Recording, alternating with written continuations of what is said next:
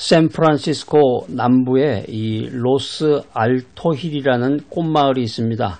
이 샌프란시스코 여러분 잘 아시죠? 이제 미국의 그 캘리포니아 주의 아주 중심 도시인데 꽃마을이 있는데 그 거리에 아주 아름다운 꽃들이 피어 있는데 그곳에 아름다운 꽃이 피게 된 사연이 있습니다. 오래전에 이 도시에 그 요한이라는 그 우편 배달부가 있었습니다. 이 요한은 매일 똑같은 자전거를 타고 똑같은 길로 편지 왔어요, 소포 왔어요 이렇게 외치면서 우편물을 배달했습니다. 요한은 열심히 쳇바퀴처럼 순환되는 인생을 15년 동안 살았습니다. 서서히 이 중년의 나이가 되면서 그는 인생과 직업에 대한 회의와 위기를 느끼게 됐습니다. 자신의 단순하고 심플한 인생에 실증이 났죠. 마침내 이 우편 배달부 일을 계속할 건지 아니면 다른 일을 찾아볼 건지 이렇게 생각하는 시간을 갖게 됐습니다. 만일 바꾼다면 어떤 일을 할 것인지에 대해서도 고민하게 됐습니다. 그리고 기도했습니다. 하나님, 무엇을 하면 좋을까요? 하나님의 응답은 그 일을 계속하라는 것이었습니다. 요한은 하나님께 그 일이 너무나 지겹고 지루한데 어떻게 계속할 수 있느냐고 물어봤습니다. 그랬더니 하나님께서는 그 일을 계속하면서 보람있게 살 수 있는 방법을 찾아봐라. 보람있게 살 수 있는 방법을 생각해봐라. 이런 메시지를 요한에게 주십니다. 계속 이 문제로 기도하던 그에게 어느 날 좋은 아이디어가 떠올랐습니다. 야! 그래, 바로 이게 참 좋은 방법이로구나. 야, 이제부터 다르게 살아보는 거야. 요한은 예전과 똑같은 직업을 가지고 예전과 똑같은 거리를 예전과 똑같은 자전거로 똑같은 말을 하면서 돌아다녔습니다. 그런데 한 가지 달라진 게 있었습니다. 그것은 우체부 가방 안에 꽃씨를 넣고 다니면서 지나가는 집집마다 계속해서 꽃씨를 뿌리는 거였습니다. 어떤 꽃씨는 죽기도 했지만 어떤 꽃씨는 세월이 흐르면서 그가 지나는 길에 아름다운 꽃, beautiful flower, 아름다운 꽃을 피우기 시작했습니다. 그가 지나가는 거리는 꽃의 거리가 되었고 그가 다닌 마을은 꽃마을이 되기 시작했습니다. 샌프란시스코 그 꽃마을에 대한 이야기인데 우리가 이제 살다 보면은 중년이 되면은 50대 넘으면 50대 중반 되고 이제 60세 되고 그러면은 자기가 그동안에 해왔던 그 인생의 그 루틴한 반복적인 일에 대해서 실증을 느끼게 되죠. 정말 어떻게 인생을 살 것인가에 대한 그런 생각을 하게 되는데 오늘 주님께서 특별한 말씀을 우리들에게 고린도 후서 5장 17절을 통해서 들려주십니다. 고린도 후서 5장 17절입니다. 성경이 옆에 있는 분은 찾아보세요. 쫙 성경을 펴놓고 밑줄도 그시고 또 중요한 것은 이제 거기 메모도 좀 하시고 이 고린도 후서 5장 17절 말씀은 암송 구절입니다. 이거 암송이 안 되시는 분은 세 번씩 큰 목소리를 읽으세요. 자꾸 읽다 보면은 저 같은 경우도 그래요. 제가 성경 구절을 일부러 외운 건 아닌데 이제 중고등학교 때 물론 이제 그 성경 암송대가 있긴 있어요. 예전에 생각해 보니까 이제 아동부에도 그런 게 있고 어렸을 때부터 이제 그런 훈련을 받으신 분들은 쉬운데 이미 이제 다 알고 있으니까.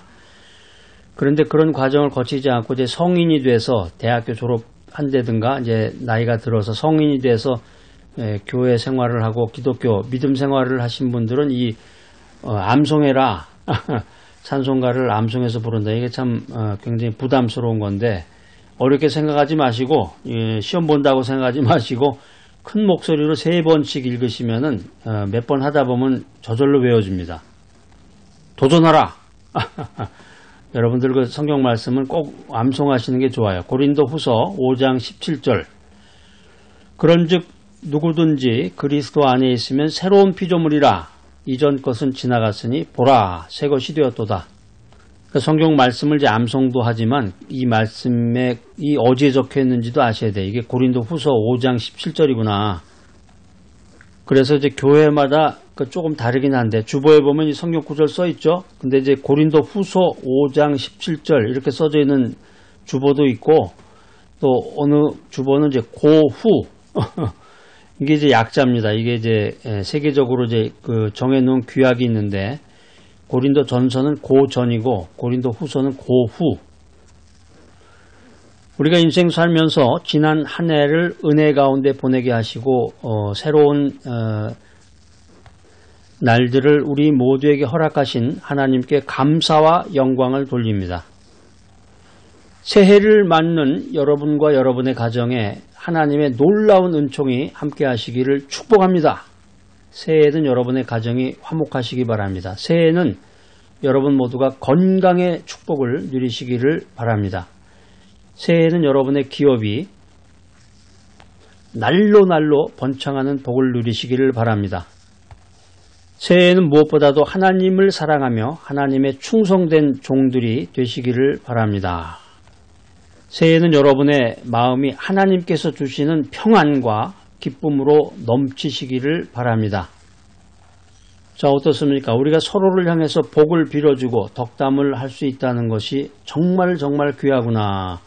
그래서 하나님께서 우리에게 새날과 새해를 주신 것은 우리가 날마다 새로워지기를 바라는 마음 때문입니다.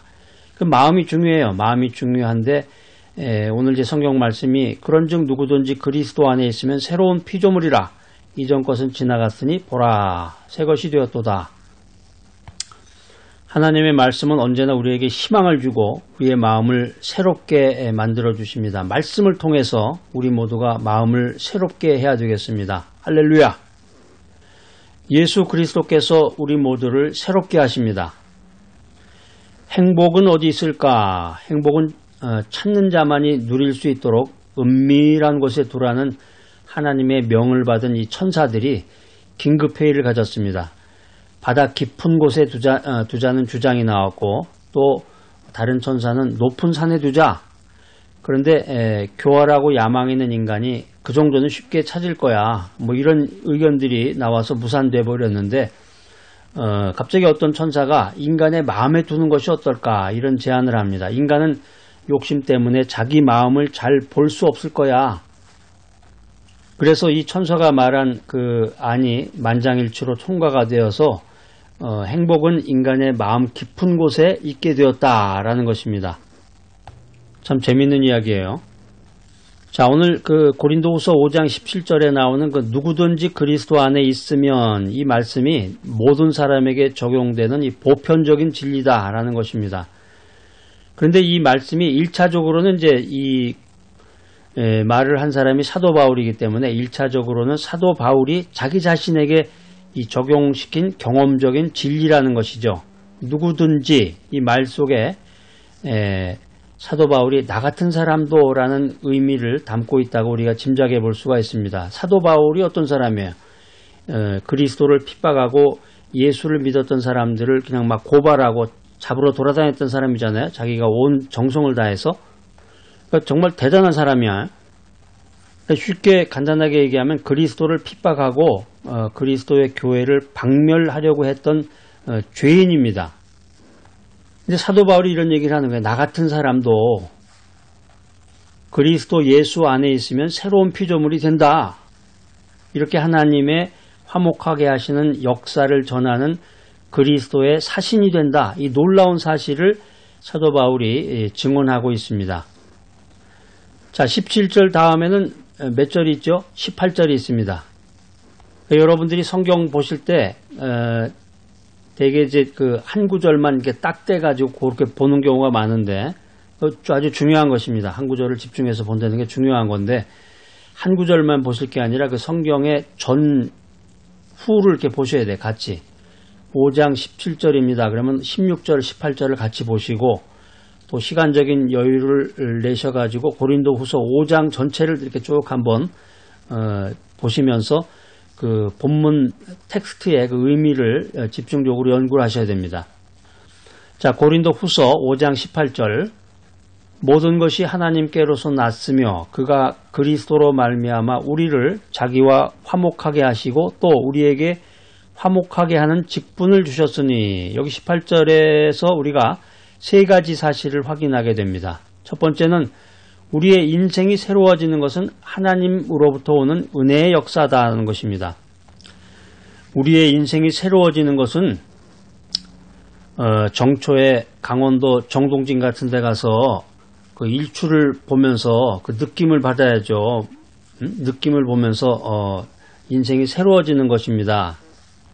아마 그렇게 얘기하시는 분 계시는 것 같아요. 저쪽에서 그런 메시지가 들리네요. 성경은 분명히 말합니다. 우리의 인생이 새로워지는 것은 정동진에 가서 그 일출 보는 것도 좋지만 어디 해외여행 가가지고 거기서 느낌 받는 것도 좋은데 우리의 인생이 새로워지는 것은 하나님으로부터 오는 은혜의 역사다. 은혜의 역사다는 것입니다. 두 번째는 하나님의 은혜의 역사의 핵심은 뭐냐? 하나님께서 그리스도로 말미암아 우리를 하나님과 화목하게 하셨다는 것입니다.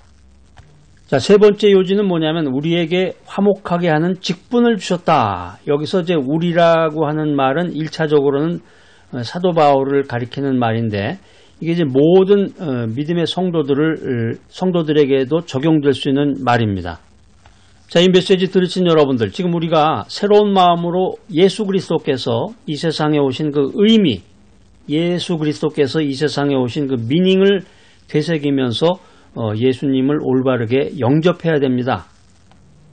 그래서 이 고린도후서 5장 17절로 23절에 있는 말씀을 우리가 잘 연구해 보면은 예수 그리스도의 그 오심에 대한 아주 중요한 레슨이 있다. 이걸 우리가 알게 됩니다. 첫 번째로 예수 그리스도의 오심은 누구에게나 새로워짐의 그 가능성이다라는 거예요. 예수 그리스도가 오심으로써 이전 것은 지나가고 새 것이 이루어진다는 것입니다. 두 번째로는 두 번째 교훈은 예수 그리스도로 말미암아 새로워짐의 그 핵심은 예수 그리스도를 만나는 것입니다. 교회 다닌 지 오래됐고 모태신앙이긴 하지만 그 성경 말씀을 정보로만 듣는 사람이 있어요. 한쪽 귀로 듣고 한쪽 귀로 흘리는 사람, 말씀이 생활화가 되지 않는 사람, 자신의 소명을 깨닫고 사명을 이루지 못하는 사람. 자, 이런 사람들이요, 예수 그리스도를 올바르게 알아라 하는 거예요. 예수 그리스도를 바로 알아라. 예수 그리스도를 훌륭한 사람, 위대한 위인으로 생각하는 것이 아니라 예수 그리스도, 하나님의 아들, 유일하신 구원자, 이렇게 예수님을 알고 예수님을 만나야 된다라고 하는 것입니다. 세 번째 레슨은 우리가 예수 그리스도로 말미암아 새로워지는 것은 하나님의 은혜의 역사다라는 것입니다. 네 번째 레슨은 우리를 그리스도 안에서 새롭게 하시는 이 하나님의 은혜의 역사는 하나님께서 우리의 죄를, 나의 죄를 나에게 돌리지 아니하시고 대신 예수 그리스도에게로 돌리시며 우리를 자신과 화목해 하신 것이다 라는 것입니다. 그렇기 때문에 우리가 하나님과의 그 릴레이션십이 새로워지지 않으면 어떤 인생의 어떤 일도 새로워질 수 없다라고 하는 것입니다. 다섯 번째 레슨은 우리는 예수 그리스도의 오심의 수혜자로 그칠 것이 아니라 예수 그리스도를 통해서 보여주신 이 하나님의 화해의 메시지를 전할 그 위트니스, 증인이 돼야 된다. 그러니까 교회 다닌 지 얼마 안 되고 믿음 생활한 지가 얼마 안 된다 그러면은 여러 가지 초보 단계, 기초 단계를 거치게 되지만 어느 정도 믿음 생활을 하고 연수가 됐다. 그랬으면은 복음을 전해야 돼. 복음을 자기 형편과 환경에 맞게 주님이 주신 소명 따라서 사명을 이루어야 되는데 그 사명의 핵심은 복음을 전하는 거예요. 복음을 전하는 것. 교회 가서 봉사만 열심히 했다. 물론 이제 그것도 의미가 있는 것 같은데 제일 중요한 핵심은 복음을 전해야 된단 말이에요. 그러니까 요즘 세상이 발달하고 제4차 산업혁명 시대라 스마트 시대란 말이에요. 모든 것을 가지고 복음을 전하기가 아주 유리한 시대예요. 그래서 인터넷을 통해서 SNS를 통해서 복음을 전할 수가 있어요. 또 내 주변에 복음을 전하는 사람, 하나님의 음성을 듣고 하나님의 뜻을 이루는 사람을 도울 수가 있습니다. 예수 그리스도를 통해 보여주신 하나님의 화해의 메시지를 전할 증인이 되어라. 그런즉 누구든지 그리스도 안에 있으면 새로운 피조물이라. 이전 것은 지나갔으니 보라 새 것이 되었도다. 이 기적 중에 가장 큰 기적은 거듭나서 크리스찬이 되는 겁니다. 제가 아는 그 어떤 목사님이 계시는데 그 목사님이 젊었을 때 이제 군대를 갔는데 군대를 갔는데 이제 그 자기 중대에 이제 군대 가면은 이제 예수를 믿는다 그러면 되게 사람들이 관심이 많아요. 그래가지고 어떤 그 고참병이 불러가지고 이제 신참병, 이 목사님 이제 신참병 불러가지고 너 담배 피냐?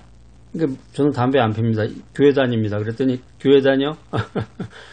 신자야? 그러면서 이제 그 목사님 그 콧구멍이 2개죠. 콧구멍 2개하고 이 귓구멍 2개에다가 그 담배를 전부 입에다가 전부 5개네. 콧구멍 2개, 귓구멍 2개, 입 하나 이래가지고 담배를 전부 이렇게 꽂아놓고 막 사람들이 놀려대고 그랬다고 그래요. 그런데 시간이 좀 흘러가지고 목사님이 이제 그 군대 생활에 조금 적응할 때쯤 돼가지고 주일날 예배를 드리러 이제 교회를 갔는데 자기한테 그렇게 놀림방을 했던 그 고참병이 교회를 왔더라는 거예요. 아마 이제 그분이 다른 중대로 이제 전출을 갔는지 뭐 무슨 일이 있었나 봐요.